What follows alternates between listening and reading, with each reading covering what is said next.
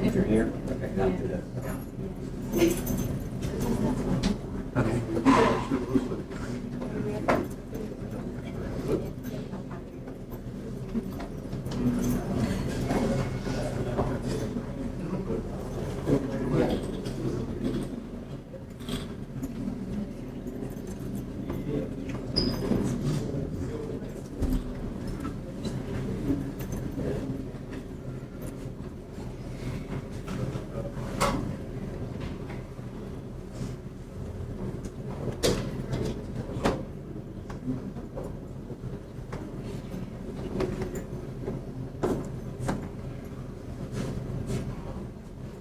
Y'all doing? Sheriff? Good afternoon, Sheriff. How y'all doing today? Y'all good? Excellent. Good. How about you? I'm good, I'm good. Mr. O'Neill is like a few minutes of me turning the corner, so if you gotta give me a minute, I appreciate you.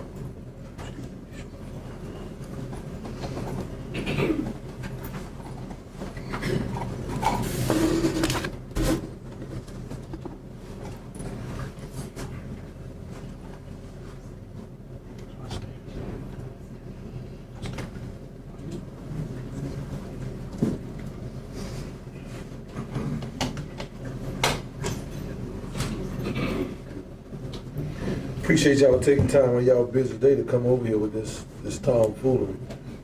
But I appreciate you though. I'm glad we can get this behind us, get what you need done.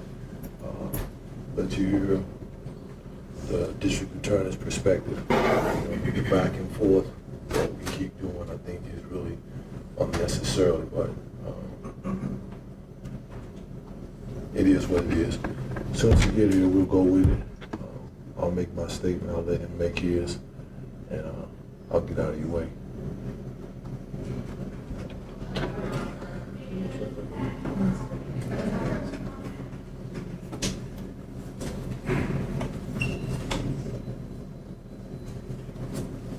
But I make sure I explain why I said tomfoolery. I'll definitely make sure I explain why I said that. I know you noted it, so I'll make sure I explain.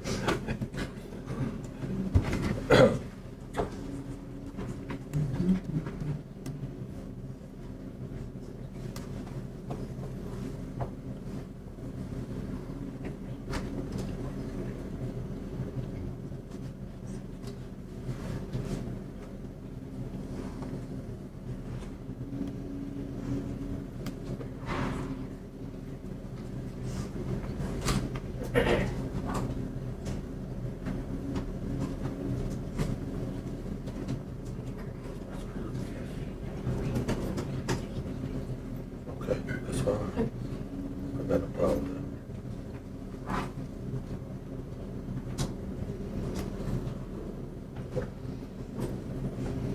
Sure. Skosh. Your tie. Little that. Little bit. Oh, I appreciate that, man. You know, I'm glad somebody said something. The silence is Just a good. skosh. It's about to kill me, man. The silence. I'm glad you got here, Mr. O'Neill, because this silence, man, was just about to drive me crazy.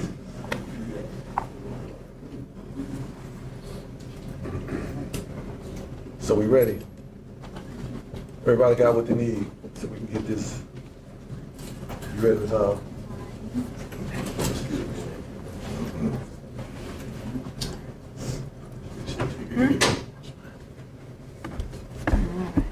Good afternoon. Thank you everyone for taking the time to join us today.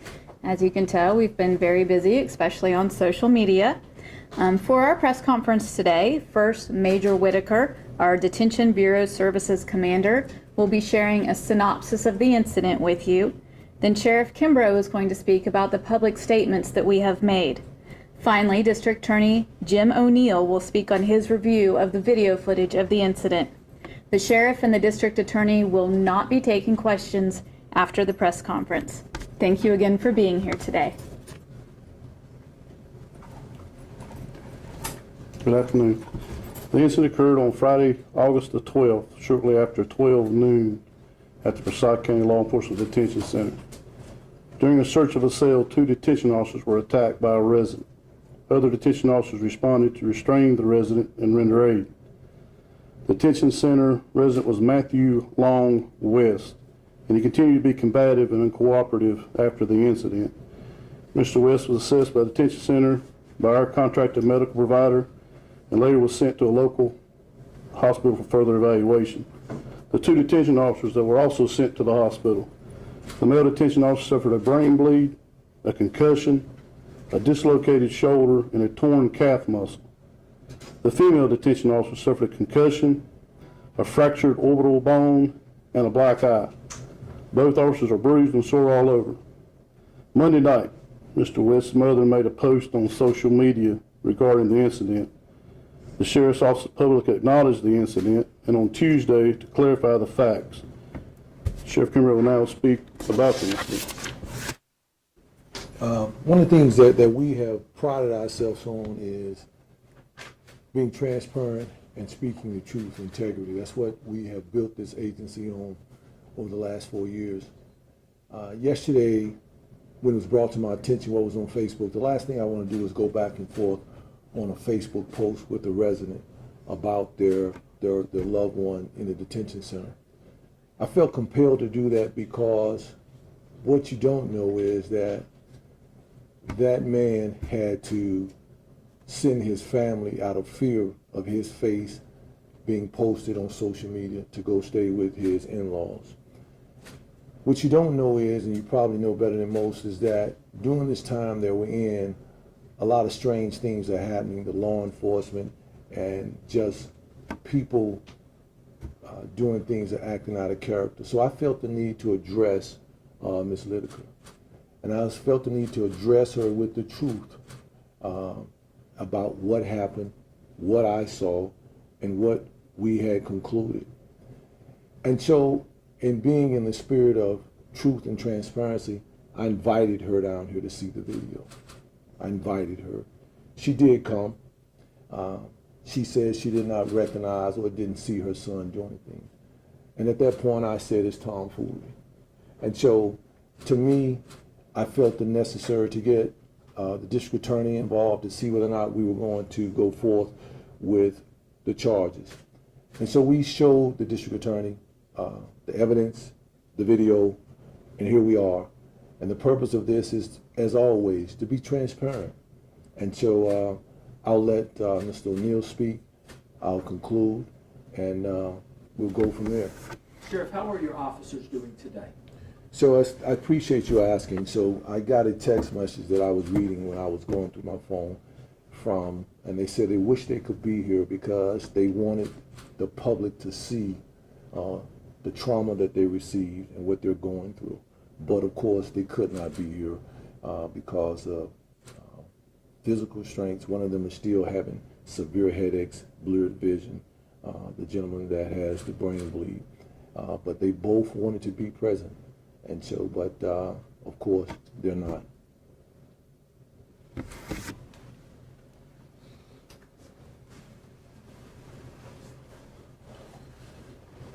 Well, it's unfortunate that here we are again having a press conference talking about officers in this community being assaulted. I've had an opportunity to review the evidence. I appreciate the Sheriff's Department making that available to us. I've seen the video. It's hard to believe that people that serve and protect us every single day can be assaulted and attacked anywhere. As we all know, over the last 2 years or so, there has been a call to defund the police, and it has denigrated and demoralized law enforcement. I have spoken often about the number of police officers that we are currently down in Winston-Salem.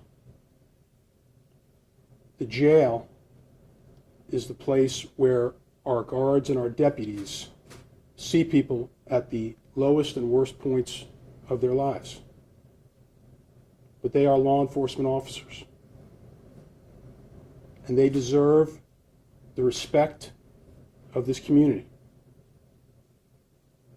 But like so many others in law enforcement, they have been run down as well. And Sheriff, you can come up and correct me in a moment, but I believe you're about 25% down on your numbers over at the jail. Working in law enforcement is a very difficult job. Very difficult. And we think about how our law enforcement officers have been attacked across the state over the last 4 or 5 weeks. Officers shot, officers attacked.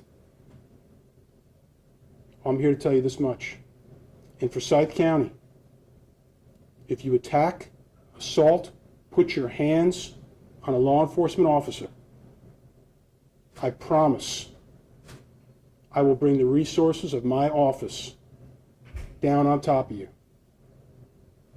You will be punished. In Forsyth County, we are going to support, we're going to respect our law enforcement. And I'd ask you to take it a step further. And when you see law enforcement out, you see them in a restaurant, you see them on the street, thank them for the job they do. It's important for law enforcement to know that we appreciate what they do every single day. When they put a vest on, they kiss their loved ones goodbye in the morning, and they hope that they'll see each other at the end of their shift. They deserve our support. And folks, if our community does not support law enforcement, we're going to wake up one day and your 911 call won't be answered. We have to stand together, regardless of political party, regardless of your feelings about government. We all come together and we have to support law enforcement. After watching the video and the information that's been presented, Sheriff Kimbrough, I concur with your assessment that the individual over in the jail that attacked your guards should be charged with a felony assault. I believe probable cause exists to charge him with the felony assault. As an independent charging agency, of course, the decision is yours, but I believe based upon what you provided to me today, that's the appropriate charge. Thank you all for being here. Please support our men and women in blue and black. I appreciate you, Mr. O'Neill. I really appreciate that. What I can tell you is this, is that he will be charged. Make no mistake about that. They didn't deserve it. They didn't deserve it. It is a sad day when you take it upon yourself to beat a 61-year-old woman, regardless if she is a officer, but a 61-year-old woman who orbital is broken, who is suffering from a concussion, who is sutures all across her face. She didn't deserve that. She didn't. And so what I would tell you is that we are going to charge him. I want to thank the public that rallied behind us and gave support. And I thank you all for covering the story. I think that a lot of times, whoever came up with this slogan, 6 sticks and stones may break your bones, but words will never hurt you, they lied. Because words do hurt you. They affect you. that affected the men and women that serve across the street, that serve in this community. And so that is why I felt the need to address that yesterday in the manner in which I did. I appreciate you all for coming. I appreciate your time. And always, I appreciate your support. Again, thank you for coming by. But now that charges are going forward, I'm limited as to what I can discuss and say about it. But again, thank you for being present today. Sheriff, what can be done to make across the street a safer place for your officers So- and your residents? So that's a good question, and I have no problems talking about that.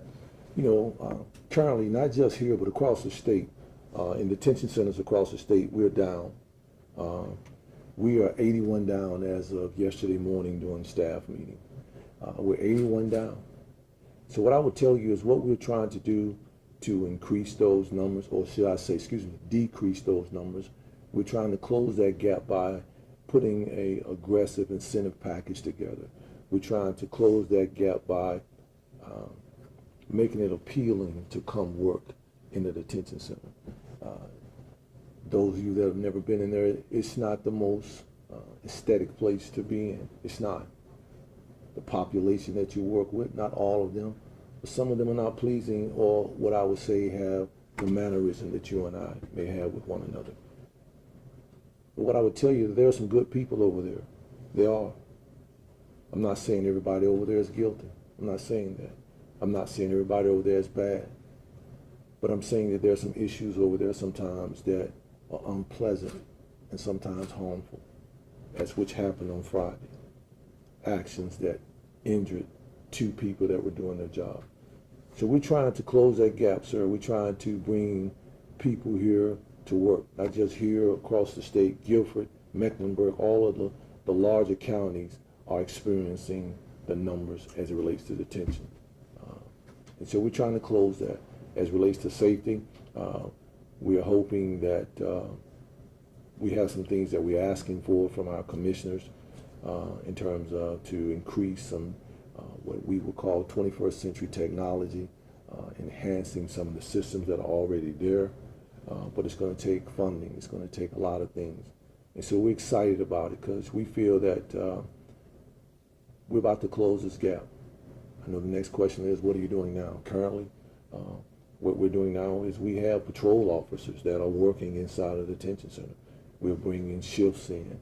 We are utilizing all of our resources. All of our resources. All of us that are, go ahead.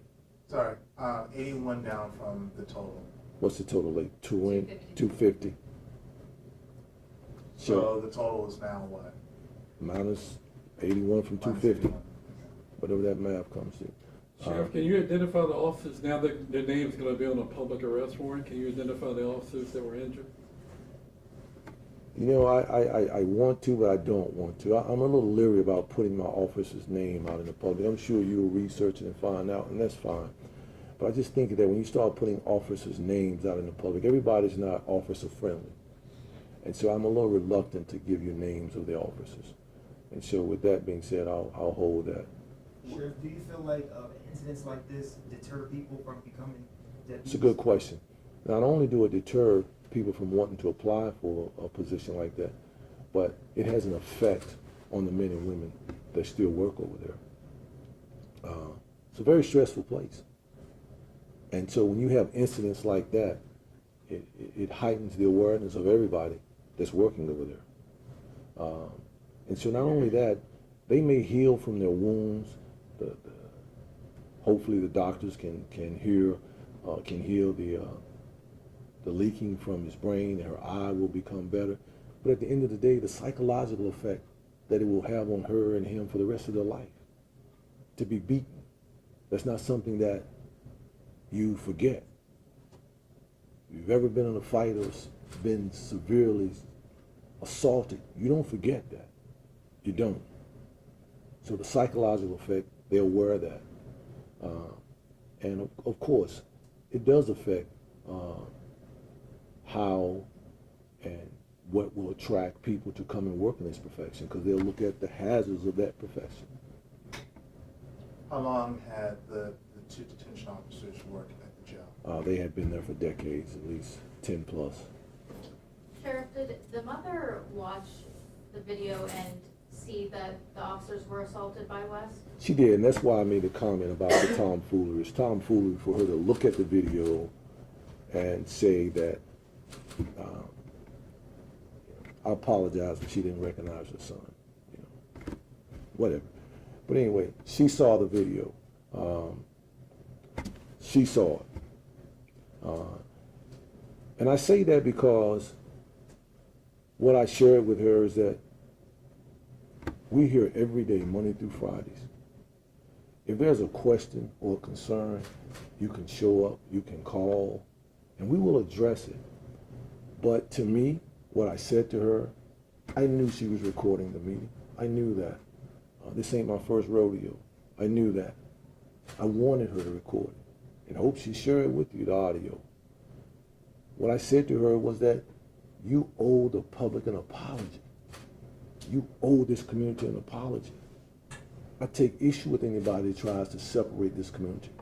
We work too damn hard to bring us together. And I took issue with that because what you do is you start bringing people, separating people. Some of the original comments, if you saw them, were ugly. One of them was racial in nature. And so you're trying to divide a community that we work every day to bring together. And I won't sit quietly for that. I won't. And I wasn't. And I didn't. And I did everything I could. And I know that people say, well, you know, that's not professional for the sheriff to go back. Professionalism goes out the window when you try to break the morale or break the backs of the people that work over there. It goes out the window when you try to divide this community. I gave you the information where you presented it at. You presented that lie on Facebook. I presented the truth on Facebook. And I apologize. And then again, I really don't. I would do it the same way. Because I have to look at the men and women that work here every day when I walk in the detention center. Every day when I walk through the halls here. I have to look at them. And I have to know that I have represented them. And that's why I took the evidence to the district attorney's office, because I don't want the public to think that so say the office of the people of the sheriff's office. I wanted the office that would do the prosecution on it to see it. And once they saw it, I knew that they were going to see it. And I understand that sometimes it's difficult to see the bad in your children. I get it. I have 7 boys, and I told her that. But I will not uphold them when they're wrong. They know that. I've demonstrated that. So, to answer your question, she did see the video. When do you plan to file the charges, or have they already been filed? As soon as I can. As soon as I get with my IA and investigate, as soon as I can. Would that be today? I hope it is. Well, I appreciate you all. Thank you for your time. And again, I appreciate the support that you all showed this community. And I hope we can put this to rest. And as always, thank you all for coming. I appreciate you, Mr. O'Neill. I appreciate all of you. And I love you guys, FCSO family. Thank you. Thanks, Sheriff. Thank you. Thank you, Sheriff. Thank you, Mr. Henry.